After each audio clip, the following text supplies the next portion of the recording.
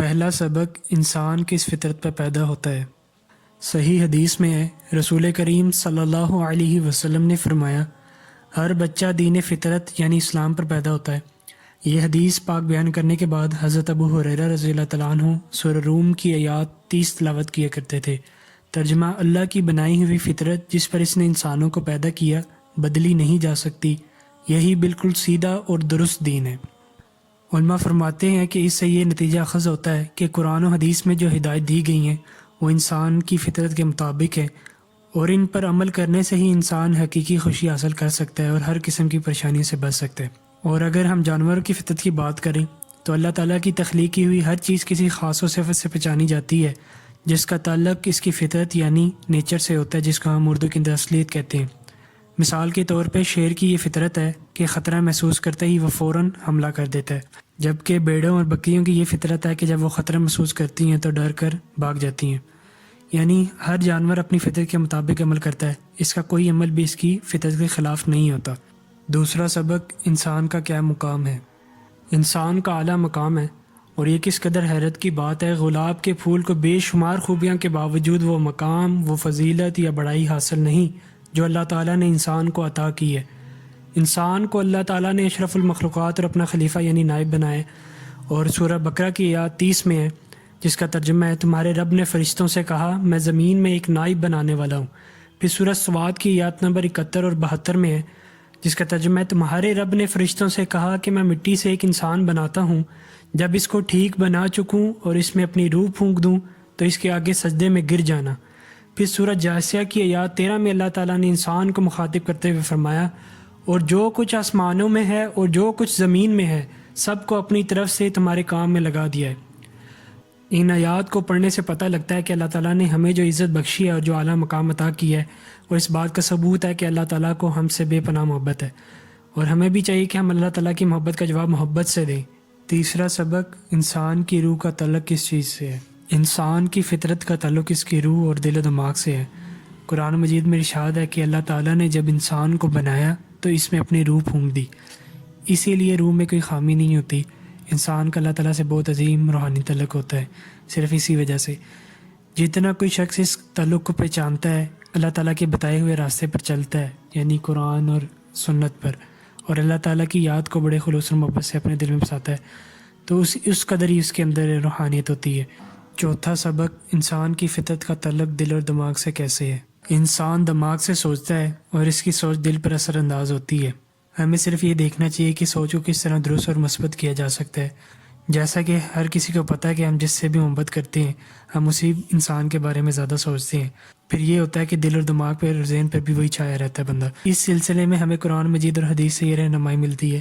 سورہ بقرہ کی آیات 152 میں اللہ تعالیٰ فرماتا ہے، تم مجھے یاد کرو میں تمہیں یاد کروں گا، اور صحیح حدیث میں بھی یہ بات موجود ہے کہ رسول کریم صلی اللہ علیہ وسلم نے ارشاد فرمایا، جو شخص اللہ تعالیٰ کو محبت سے یاد کرتا ہے اس کو اللہ تعالیٰ کم سے کم 10 گنا زیادہ محبت سے یاد کرتا ہے۔ جب انسان اللہ تعالیٰ سے محبت کرنے لگ جاتا ہے تو یہ سوچ اس کو اپنی پناہ میں لے لیتی ہے، اور شیطان ایسے شخص کو گمراہ نہیں کر سکتا۔ اور ایک اور بات آپ کو بتاتا چلوں کہ دین کی بنیاد ہی محبت ہے۔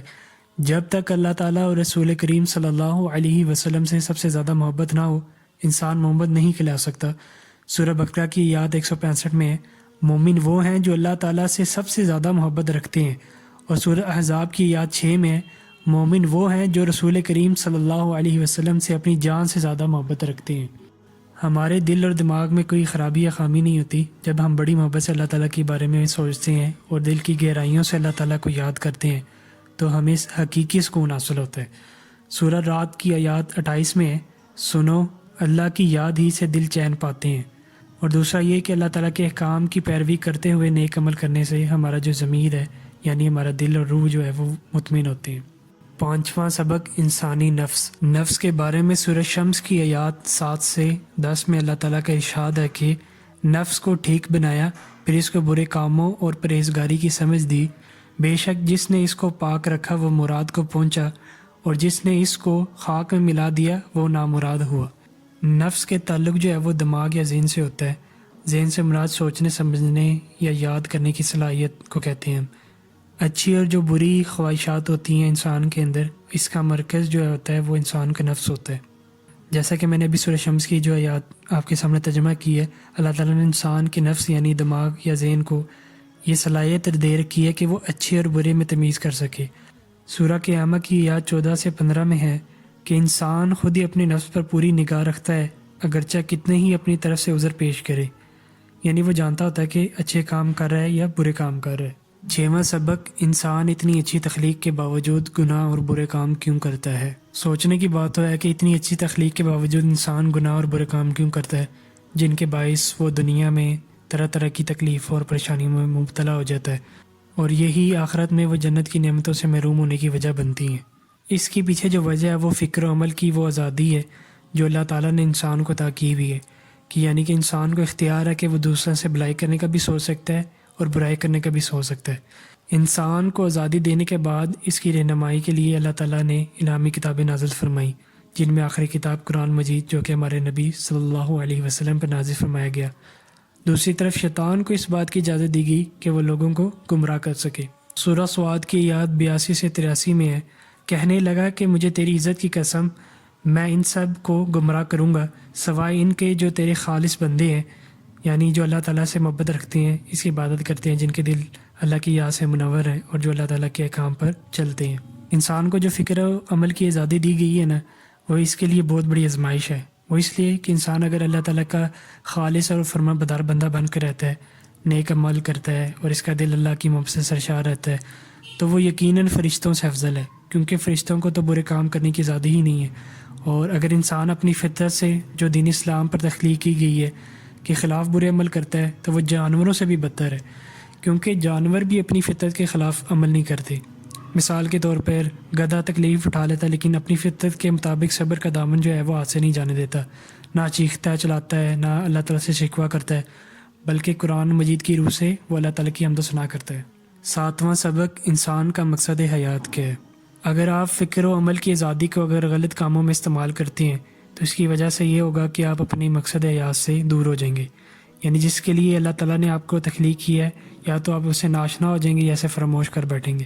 سورہ ذاریات کی آیات نمبر 56 کے اندر اللہ تعالیٰ نے ہماری پیدائش کا مقصد اس طرح بیان کی ہے، اور میں نے جنوں اور انسانوں کو اپنی بندگی کے لیے پیدا کی ہے۔ پھر سورہ بقرہ کی آیات نمبر 208 میں اللہ تعالیٰ کا فرمان ہے، اے ایمان والو، اسلام میں پورے داخل ہو جاؤ اور شیطان کے قدموں پر مت چلو۔ اور پھر قرآن میں یہ بھی ارشاد ہے، اور جو کوئی رحمان کی یاد سے آنکھ چرائے ہم اس پر شیطان مقرر کر دیتے ہیں جو اس کا ساتھی ہو جاتا ہے، اور وہ ان کو سیدھی راہ سے روکتا ہے اور یہ سمجھتے ہیں کہ ہم راہ پر ہیں۔ اور یقین مانے کہ اللہ تعالیٰ کے خالص بندے وہی ہیں جو سچے مسلمان ہیں، جو خلوص نیت سے اللہ تعالیٰ کے احکام پر چلتے ہیں، یعنی اللہ تعالیٰ کے احکام کیا ہے؟ قرآن ہے اور آپ صلی اللہ علیہ وسلم کی سنت ہے۔ جو لوگ اللہ تعالیٰ کو ہر وقت محبت سے یاد کرتے ہیں، ایسے لوگ شیطان کی شر سے محفوظ رہتے ہیں۔ 8واں اور آخری سبق، نظام کائنات اور انسان۔ آپ کائنات کی کسی بھی چیز کو دیکھنے والا تعالیٰ کی تابع ہوگی، یعنی آپ کبھی یہ نہیں دیکھیں گے کہ سورج مشرق کے بجائے مغرب سے طلوع ہو رہا ہے، چاند، ستارے، زمین کی جو گردش ہے، یعنی ہر چیز اللہ کے مقرر کردہ جو نظام ہے اس کے تحت ہی چل رہی ہوتی ہے۔ جو لوگ اللہ تعالیٰ سے دور ہیں نا، وہ اس بات کو سوچیں، کیا وجہ ہے کہ اگر اللہ تعالیٰ نے کائنات کی ہر چیز پر فوقیت دی ہے، ہمیں جو ہے وہ اشرف المخلوقات قرار دیا ہے، کہ میں اپنی فطرت کے مطابق ہی عمل کیوں نہیں کرتا؟ پوری کائنات کی اس قدر عمدہ اور اعلیٰ نظام کے بارے میں غور و فکر سے کام کیوں نہیں لیتا؟ سورہ یونس کی آیات 101 میں ہے، اللہ تعالیٰ کا فرمان ہے، کہہ دو کہ جو کچھ آسمانوں اور زمین میں ہے اس پر غور کرو۔ اور سورہ جاثیہ کی آیات 13 میں ارشاد ہے، اور جو کچھ آسمانوں میں ہے اور جو کچھ زمین میں ہے سب کو اپنی طرف سے تمہارے کام میں لگا دیا ہے، جو لوگ غور کرتے ہیں ان کے لیے اس میں نشانیاں ہیں۔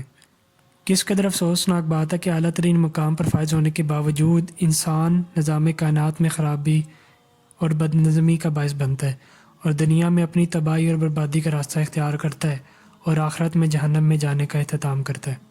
ہر کوئی اس بات کو سمجھ لے کہ کائنات کے عظیم نظام کا وہ ایک اہم حصہ ہے اور اللہ تعالیٰ کی نظروں میں اشرف المخلوقات اور مسجود ملائک ہونے کا شرف حاصل کر سکتا ہے جب وہ اللہ تعالیٰ کے فرمان کے مطابق اسلام میں مکمل طور پر داخل ہو جاتا ہے اور اللہ تعالیٰ کے احکام کو دل و جان سے قبول کرتے ہوئے ان پر عمل پیرا ہو جاتا ہے۔